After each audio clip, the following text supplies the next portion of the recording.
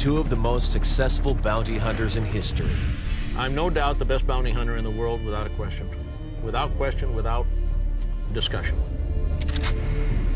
I mean, this is a high-stakes game. I mean, there's people out there that don't want to go back. Tracking down fugitives no one else can find. No matter the cost, the distance, or the risk. Get down! They always get their man. Samuel, let me see your hands if I see you. Freeze, Samuel! Well, these are the times that try men's souls.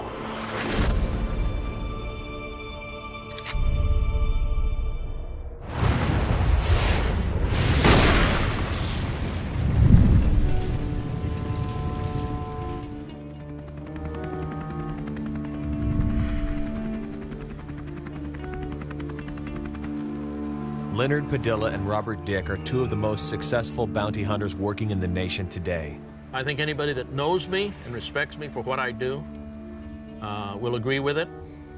If they don't, they certainly don't know what I'm about. Nor do they have any respect for the real job of bounty hunting.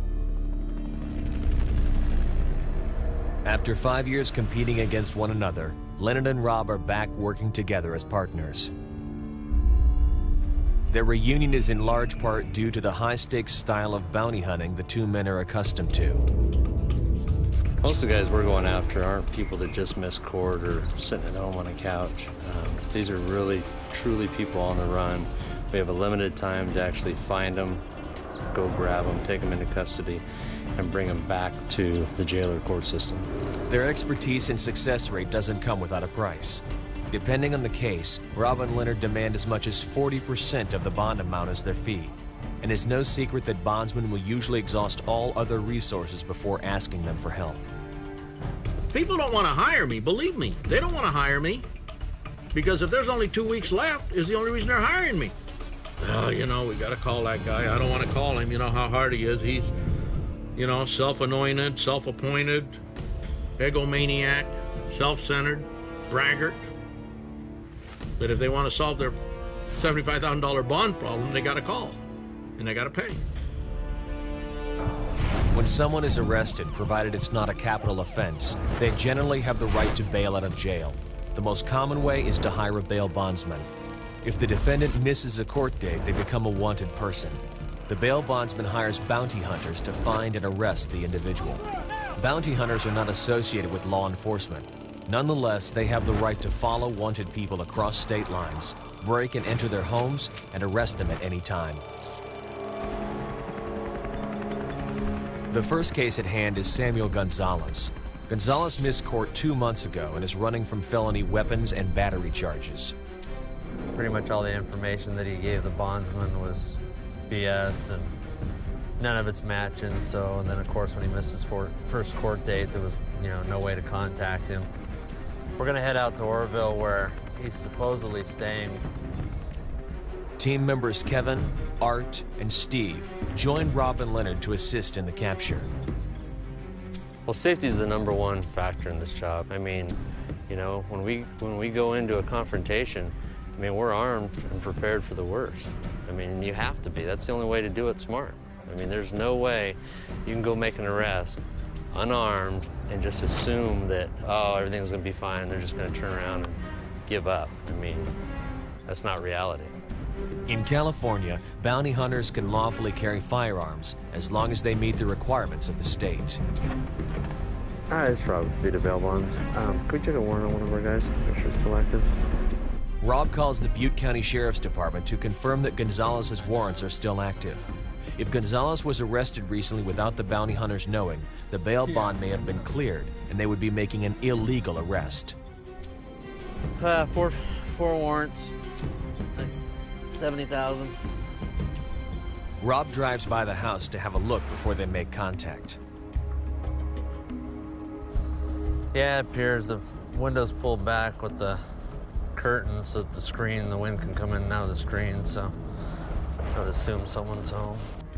Well, the front window is wide open, the curtain's pulled back so the air can be blown through. There's a van out front. Can't really tell if it runs or not. Dog in the yard, fenced yard. Rob spots a patrol car in the area and briefs them on the situation. Law enforcement has the same goal as us. I mean, they want to get the guy off the street and put him behind bars. So, you know, we're all in the same game. It's just a matter of whether they can play it this time or not. They said they chase him all the time. Said he's usually driving the van. That's the one that's parked out front. Said he will run, he will hide. The dog will come after us first. Kevin, you got a can of spray at all? I have one, yeah. Well, as long as somebody goes to the front with a can and somebody takes it back with a can. I want to take the back with a gun. But I just, you know.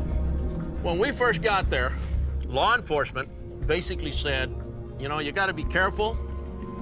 The guy's gotten away from us. I mean, they were willing to admit it, that he'd gotten away from us and their whole department several times.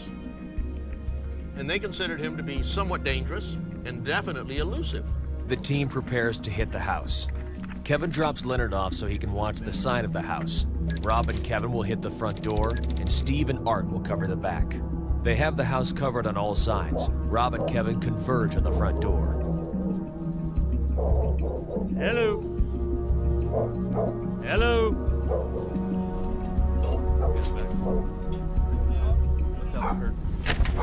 Samuel, abre la puerta! Get up. Get up. Hello. Someone come to the door. Spray. Hey, is Art in the back? Hello. Need somebody to come to the door. It's coming down right now. Someone's in there and they're not opening the door, so keep an eye on this back. Huh? What? Get on out there. Watch out. Watch out. Don't let him turn. Get over there. Get over. Let's go. Let's go. Let's go.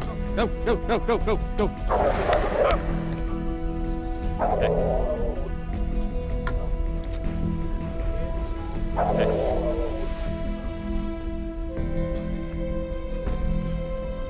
Sam. Sam. Sam.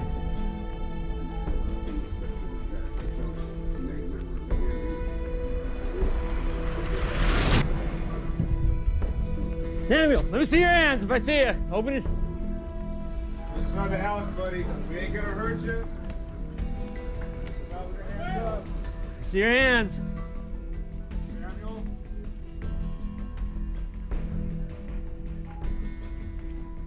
Come on here. So far clear. So far clear. The team clears a portion of the house, but still no Samuel. Let's see if this couch, check one of the couches.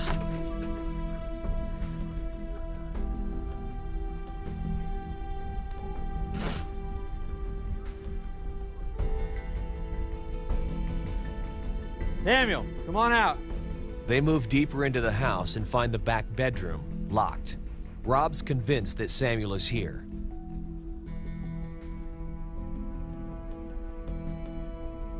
All right, Samuel, come on out of there. Come on. Sam. He's going out the back. Is anybody in the back? Go. He's out the back. Out the back. Go, go, go, go. That door just came open.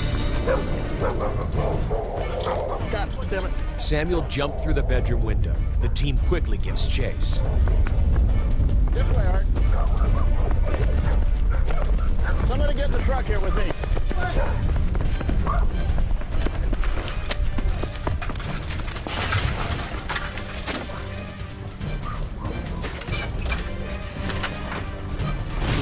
Which way?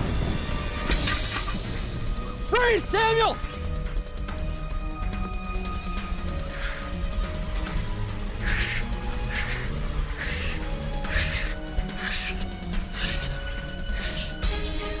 Freeze, Samuel, on the ground!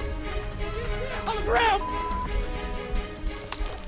Rob catches up with him at another fence and fires his taser at Samuel. It's off, it's off, taser's off, go! A taser is designed to incapacitate his target through electric shock. But only one of 2 barbs directly hits Samuel, and he is off and running again. Get over, go! Freeze, Samuel! Coming up, the team continues the chase. On the ground! He's in this house.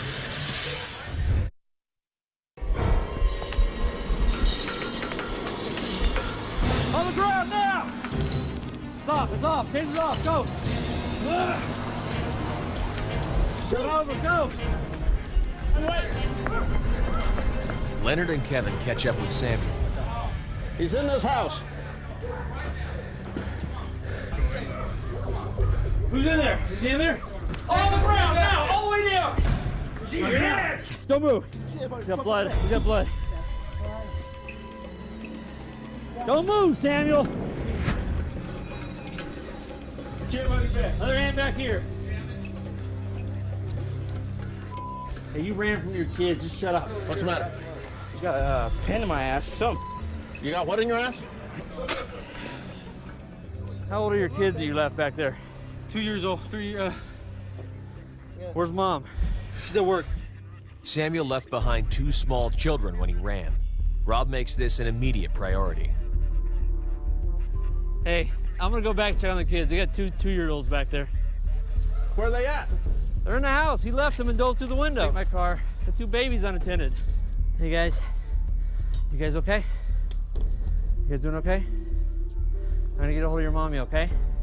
Once we get him into custody, who cares about him at that point? I mean, he's detained, so one of the guys will stay with him.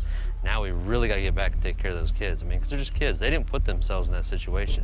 He put them in that situation. I mean, you know, be a man and just give up at that point. Rob holds no grudge against the dog that tried to bite him earlier, who now protects the kids. After it was all over with, the dog made its way back to where the kids were, and actually the dog stayed with the kids while we were out chasing Samuel. Get these guys. In front of the house, the sheriffs, paramedics, Child Protective Services, and Animal Control arrive. Despite the circumstances, Leonard feels lucky how things worked out. You know, some of these things happen for a reason. In that room were 2 kids. The door was locked, bolted, whatever. Had Rob and Kevin and whoever else made entry used pepper spray or whatever, ah, my God, 2 kids in there, little kids. You know, God only knows what would have happened in there. You got a fugitive that don't want to get caught. You got 2 little kids, and the room is 10 by 12. I mean, it's a small room. So him going out the window was an act of God. I mean, it just took everything away from the house where those kids were, and the chase and the catch and everything else took place away from the kids. Leonard notes that the youthfulness of Rob, Art, and Steve helped capture the fugitive. And in that particular situation, you know, when everybody's running down the street, I told Kevin, pick me up in the van. I mean, who am I going to kid? I can't run down that street. I'll pass out halfway down there. So when you got Steve and Art and even Rob, you're damn well ahead of the game if you got young people with you and their intensity is with them constantly. The children are safely in the hands of Child Protective Services. Art and Kevin ride with the medics to transport Samuel to the hospital, where he will have his fingers sewn up from injuring it during the chase and have the dart from the taser removed from a rather precarious place. So what's going on with you today? I hear you cut your hand. Yeah. Got a cut hand and a taser in my ass, too. During the chase with Samuel, the entire time he continued to reach into the front of his pants for possibly a weapon. When we reached a point where he had nowhere to go up against that barbed wire fence, I felt the necessity to deploy the taser. Where'd you get the taser at? On the fence, basically the very back, far back one where everybody got hooked on the barbed wire. Going over the top of that, I got hit in the ass cheek. And then I got shocked for like about 5 seconds, and then I kept running. Kept running after you got shot? Yeah, I kept running. You don't ever stop until they got you. Samuel explains that he had been avoiding arrest to make money to hire an attorney for his case. Once I got the money to be able to get a good attorney, pay for an attorney, you know, instead of having a public pretender or a public defender or whatever they want to call it, you know, a truck. Hopefully I'd be able to, you know, at least get some county time off of these cases, not, you know, prison time from this case, because that's what they're trying to give me for possession of a knife. He realizes that running was futile and leaving the children a mistake. I feel like in that term too, because it's like, man, you know what I mean? There's no way around it. I should have just sat there. But I'm thinking, you know, if anything, maybe I could get away, but there's no getting away, you know what I mean? I should have just sat back and just, you know what I mean, as they'd say, take it like a man. But, you know, I've always been the one to try to get, you know what I mean, try to get that inch or little cushion between myself and the law. Some people really believe that going to jail is just not their cup of tea. And they will jump out of windows, they'll leave their kids behind, run into a stranger's house because they don't want to go to jail. And there's a classic example of a guy that just really didn't want to go to jail. I talked to my daughter this morning, and I hadn't spoken with my daughter in like 6 months. Hadn't seen my daughter in 6 months, and I spoke with her today, and now I'm not even going to be able to, now I'm not going to be able to probably see her other than through some glass.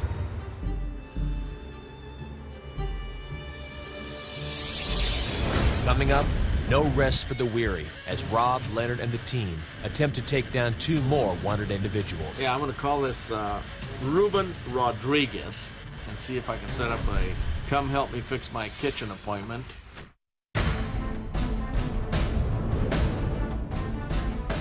Leonard and Rob move on to their next case, Ruben Rodriguez. He missed court on a DUI charge weeks ago. Although Rob says Ruben's DUI charge is a relatively minor offense, Leonard and Rob have learned to take the same precautions with every skip regardless of their charges or history. It doesn't matter whether he's wanted for homicide or wanted for a DUI, he stops going with the same mindset. Typically some of the ones that have smaller crimes are some of the hardest ones and the ones that put up the biggest fight, just because of the fact that they don't know what to expect. The search for Rodriguez begins at his last known address. Rob and team members Art Battle and Steve McGee drive to Alverta, 10 miles north of home base in Sacramento. Yeah, out here in Alberta, it's, you know, a lot of open land.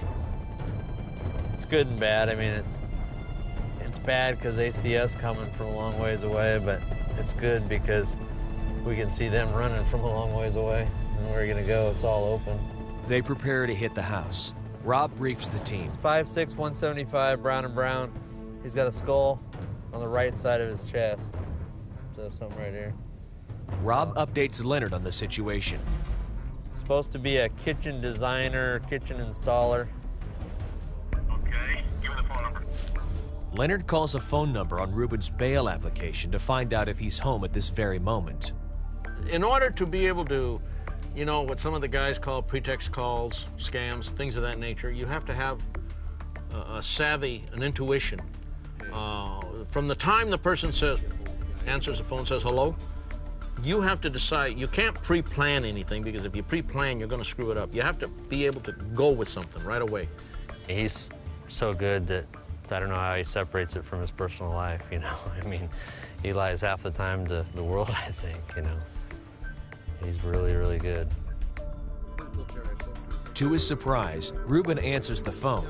Knowing Ruben does kitchen repairs, Leonard gets him talking about doing a job for him. The thing about scamming somebody that a lot of people that watch the shows and things of that nature say, well, you know, isn't that illegal? Isn't that against the law? Isn't this that? If you will listen to some of the scams that I portray myself in, or some of the stories that I tell, they're so close to reality that they're not anything other than the guy's wishful mind creating his desire to believe what he's hearing. While Ruben's distracted on the phone, Rob and the team move in. Is Mr. Rodriguez in here? No. No? No? Is he here? Yeah. Does he live here? Stay here? He rents a room for me. Oh, okay. This is his truck here. Yeah.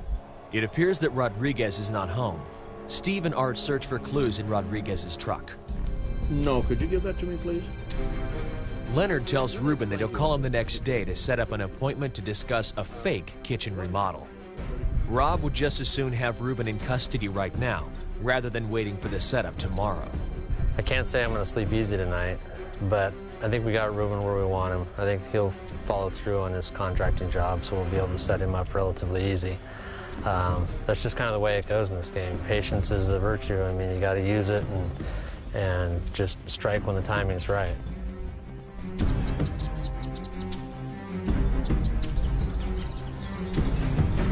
The next morning, before the team looks for Ruben, they must head to Marysville, 40 miles north of Sacramento, in search of Scarlett Austin. Scarlett has a last known address in California. Her warrant is out of Utah, and she has family ties in Oklahoma. Rob fears that she's no longer in California, and then he may have to travel to Oklahoma to find her. The team has no picture, but between her physical description and the make and model of her car, they should be able to find her.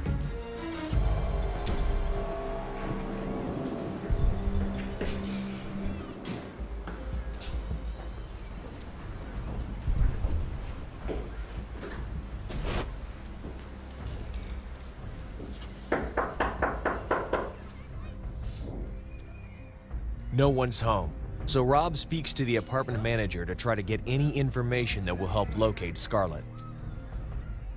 My manager said currently staying with Dad over here on Main Street until they can save up enough money to go to Oklahoma, and that they're actually going to Oklahoma to outrun this thing. Rob tries a phone number for a family member with an Oklahoma area code and asks for a relative. Ow. Hello? Yeah, can you hear me? Oh, okay. That was loud. Is me in? Hello? You hear me? Hello? Hello?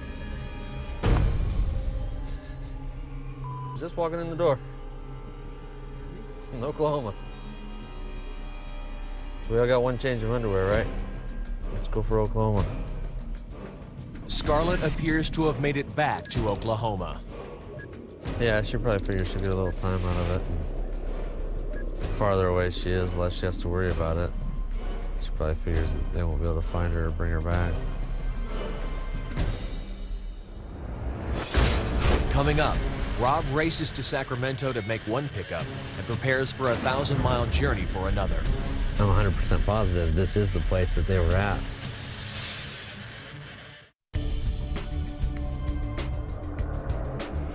Scarlett Austin has left California, and the team believes she is now in Oklahoma. But first, it's time to bring Ruben Rodriguez back to justice. Leonard is poised to set him up for an arrest. Yeah, I'm going to call this Ruben Rodriguez and see if I can set up a come help me fix my kitchen appointment so that Rob can be sitting there waiting for him. Okay, what's the address of that house right over there? Leonard picks an address just blocks away from the office to meet Ruben. Between Aladdin and the corner. You don't think that's going to be too suspicious by the bail bonds?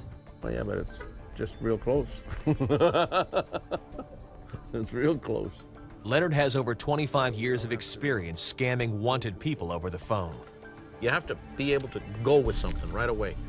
And then you have to be able to shift gears as you're moving. And obviously, sometimes I do those things to get them close to an office and sit back and say, hey, what do you think of that, you know, and watch other people just be in awe of the master at work. He makes the call. This is Bill Cherry. I spoke to somebody about a kitchen remodel yesterday on an old Victorian. Yeah, I'm going to be over at the house today. What time would be convenient for you? It's 9th Street, downtown Sacramento. What are you driving? Okay. Blue van? Okay, I'll flag you down until you go by. Alrighty. Yeah, it shouldn't take you but 15 minutes. Alright, you bet. Blue van, huh? They're gonna jump in their van and run down there right now. He's on his way. The team heads out to beat Ruben to the location. Yeah, try to beat him over there and pick him up when he shows up. He's supposed to be driving a blue or gray van. We don't have a picture of this guy. He came up really quick. So we don't have anything to go off of as far as that, but I mean, we know the kind of vehicle he's going to show up at. We know where he's going to show up at. We got a basic description of him, so it shouldn't be too hard to pick him up. I don't really like doing it without a picture, but sometimes you gotta do it. Everyone gets in position. They wait for a blue van. Ruben Rodriguez, 5'15", 55, Hispanic male, 5'6", 175, brown and brown, skull on right side of the chest. Blue van is 2 blocks away now. As it gets closer, this might not be a van, it might be a Explorer or something else. Yeah, never mind. It was a blue Explorer. Minutes later, another van approaches. Okay, I got a blue van. Might be good. He looks like he's looking for someplace. He's kind of lost. Yeah, it's Asian guy. No, scratch that. That's not him. It seems as though when we're looking for a certain car, that you never see the car before, and then all of a sudden you see them on every corner, you see one down the street, and you see a million of them. And another. Okay, we got a possible van looking for someplace. Making the turn. Looks about right age for our driver. I think this is probably it. No, continued on. But he went around the block once. And one more. Once again, maybe another bluish gray van coming up. They're backing up. This is probably going to be it.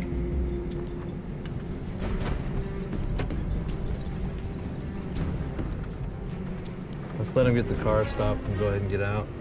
Yeah, that's probably going to be him. Okay.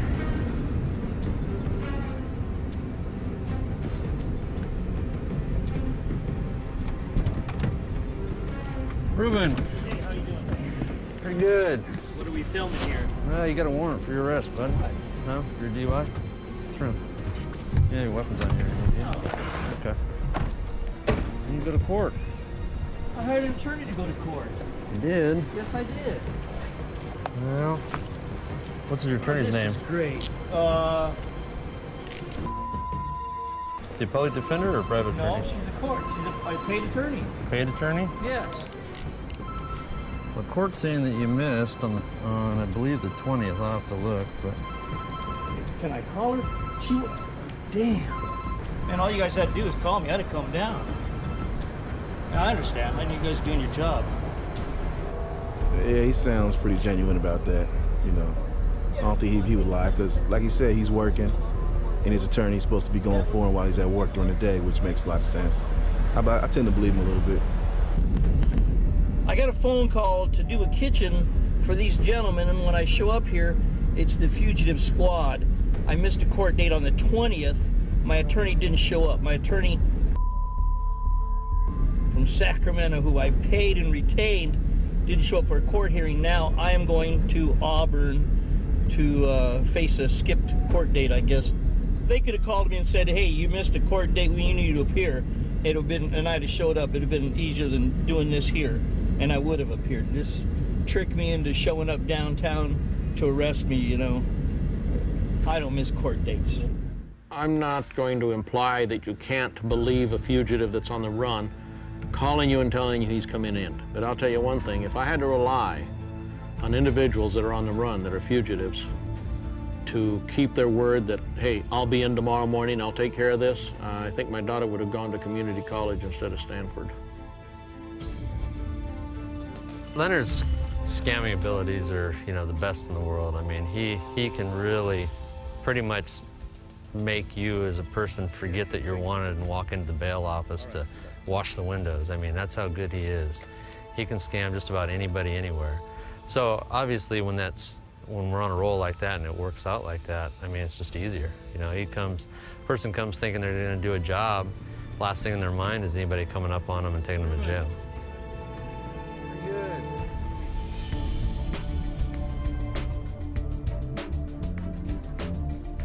Leonard and Rob make plans on who to send to arrest Scarlett Austin, who is supposedly living in Oklahoma. I just thought of something.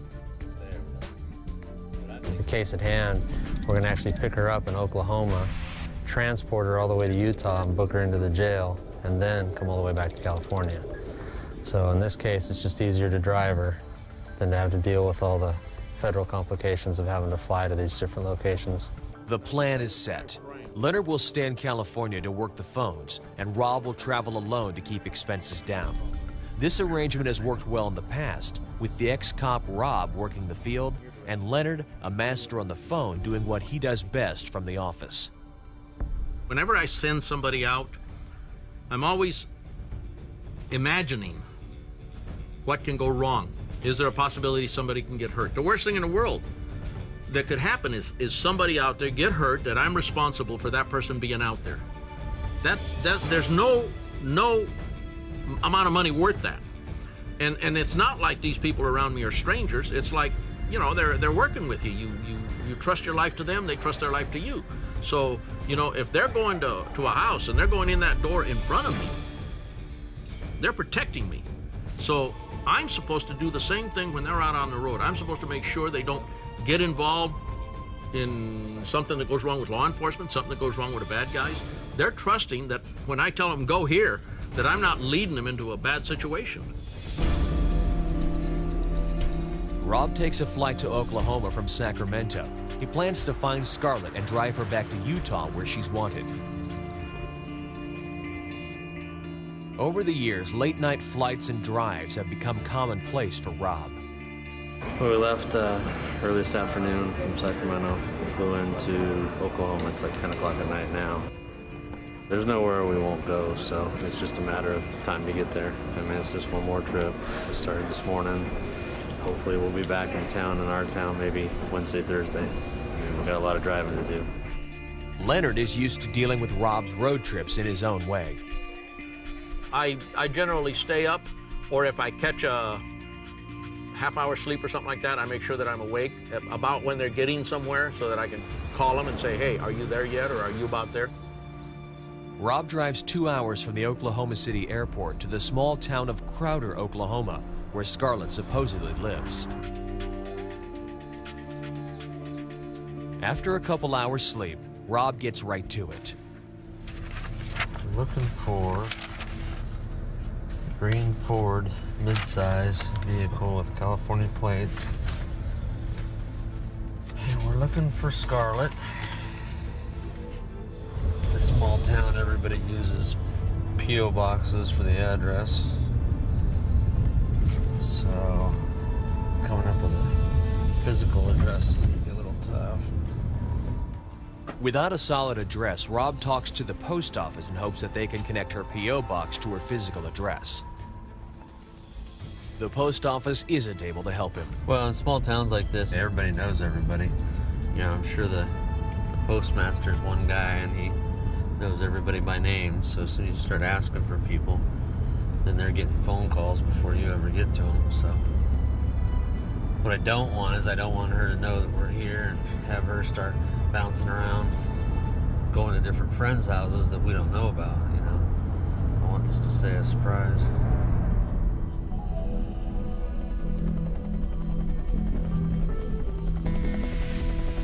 Rob calls local law enforcement for help. Well, I called the Sheriff's Department for Pittsburgh County, found 2 misdemeanor warrants out of Tulsa. Everything comes back to the P.O. box. Complicating things further is a new address the Sheriff's Department gave Rob in Kansas. I have a physical address in Kansas. However, I don't want to drive the 4 hours until we burn this completely out. I mean, this is where we knew she was 3 to 4 weeks ago.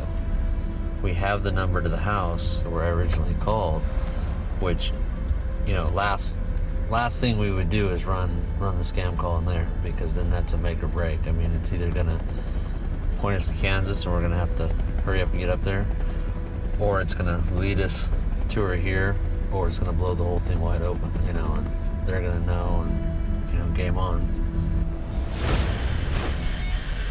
Coming up, Rob moves in on Scarlett.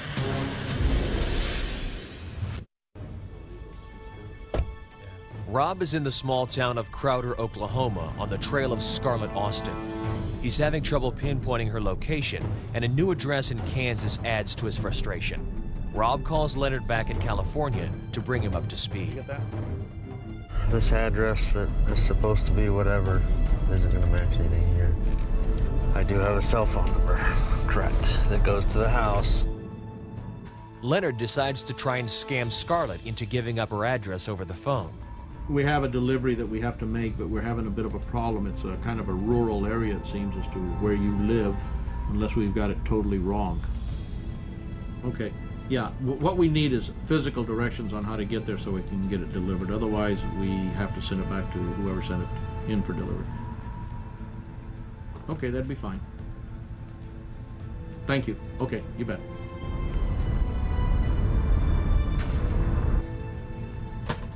Did you get that? I'm racing. I don't know how you pulled that out.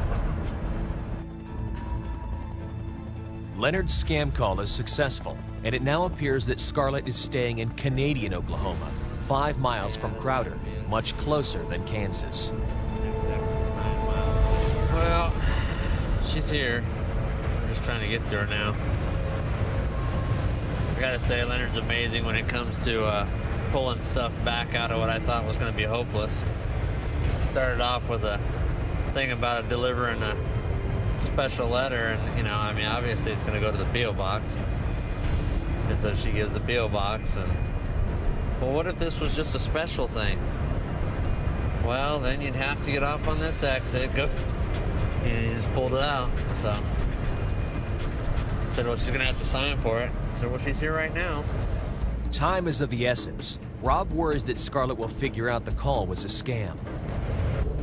When it got into the directions, it was towards the end of the conversation, obviously. And so, yeah, they could be talking about it right now and come to the conclusion that, no, that doesn't sound right. We gotta get the hell out of here. As he gets close to Scarlett's location, Rob pulls over to get ready.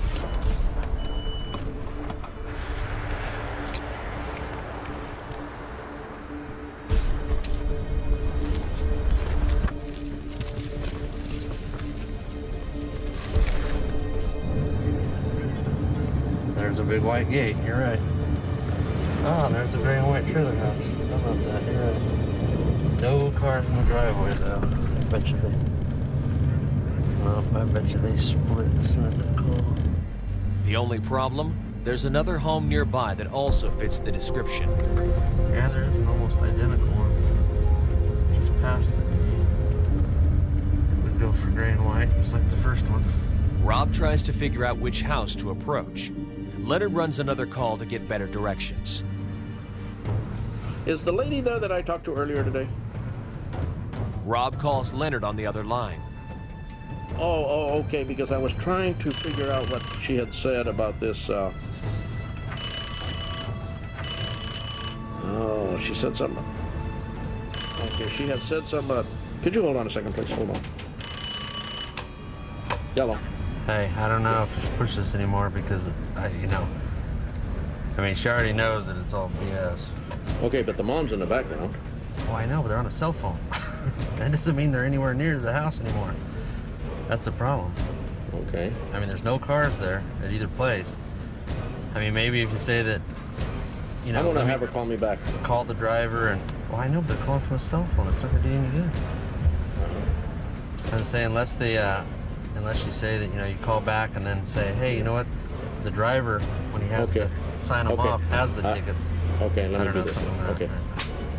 Yellow? Okay, that was the driver that they sent out. Rob sits and waits from a spot where he has a clear view of the road leading to the house. No, it's just, you know, it's one of those things. I mean, it sucks, but that's just part of the game. I mean, the only reason it sucks, and it's not even a big deal, the only reason it sucks and there's even pressure is the fact that we're in another part of the United States. We want to get it done and get on the road because we got a long drive ahead. You know, we don't want to sit here for 24 hours and then drive 10 hours. Back in the office, Leonard also waits. I'm going to rest my head for a few minutes here. After hours of waiting, Rob sees a car matching the description drive into the home. Leonard tells him to hit the house. Yellow. Yeah. Go. Yeah. I'm just gonna go. That's them. That's gotta be it. Rob moves in, and Leonard waits anxiously. You don't know what this is like, do you? I mean, I am sitting here, watching him knock on the door, beat on the door, deciding, okay, now he just kicked it. In the meantime, Where's our fugitive? Howdy. I need to talk to Scarlett. Until you know what has happened, it's just very difficult to put your mind on the whale. Come on, don't do this for your kid. I got a felony warrant, and I'm going to take you to jail. For what? For your warrants out of Utah. Okay, but let's not do this in front of your kid and be stupid, okay? You understand? I mean, we can do this. Can I see a warrant? Sure, I'll show you all the kind of paperwork you want. That's you. You're wanted. You got a felony warrant out of Utah. Remember? You know what it's about. They told me all that stuff was dropped. No, come on. I'm not gonna. Can we wait just a minute till my husband gets here, please? We're gonna go right now, but what I'm saying is I would rather not cuff you in front of your kid and do all that stuff. Okay? Yep. You're ready with it. Okay, come on over here and just finish your cigarette.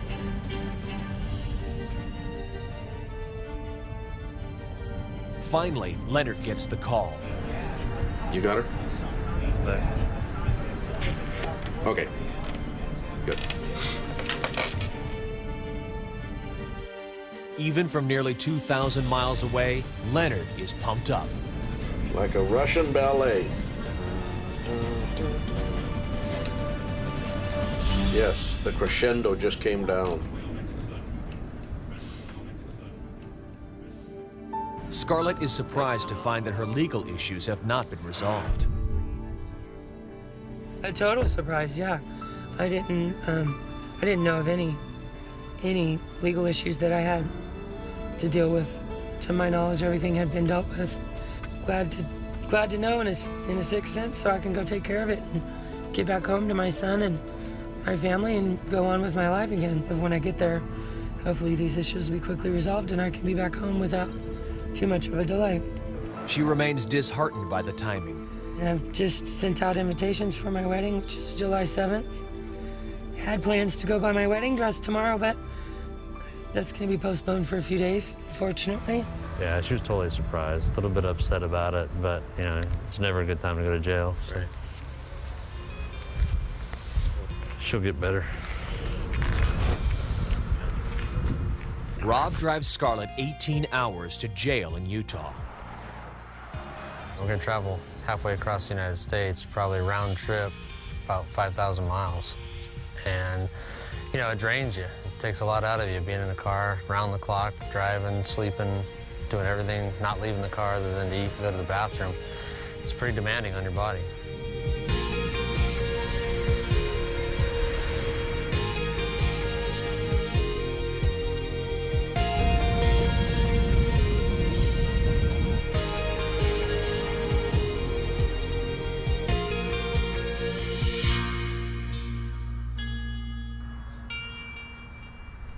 After 18 hours of driving, Rob finally arrives at the Sevier County Sheriff's Office and hands over custody of Scarlett. The capture is a fresh reminder for Leonard of why he's dedicated his life to this business. The adrenaline rush is unbelievable. It's just, you know, it's just jubilation. You know, you've done it. I mean, the adrenaline is just, if you're an adrenaline junkie, it's just unbelievable. And I've said it 1,000 times. I've said it on television. I've said it in radios. When you make that arrest, or when the person you're working with makes that arrest, it's unbelievable.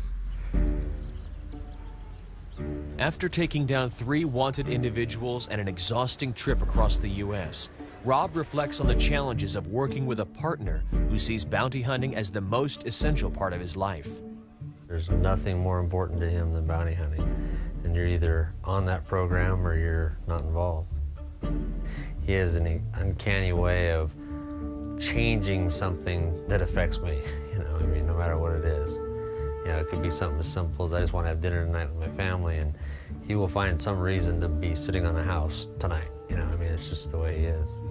And I'm not so much sure that that's not what he enjoys doing, too. That adds to the controversy, and he likes the friction, he likes the animosities, and it's just, I think that's part of him. Only time will tell if this successful team will grow together or tear itself apart from within. Everybody has a different attitude as to what they want out of bounty hunting. And, you know, what they want out of it is basically what they put into it. I might not agree, and I might give him advice on what he should or shouldn't do. It's up to him. whether he listens or heeds my advice or not. But don't come to me and ask me for pay and not expect you to work 24/7. Because if you work for me, I will drive you into the ground.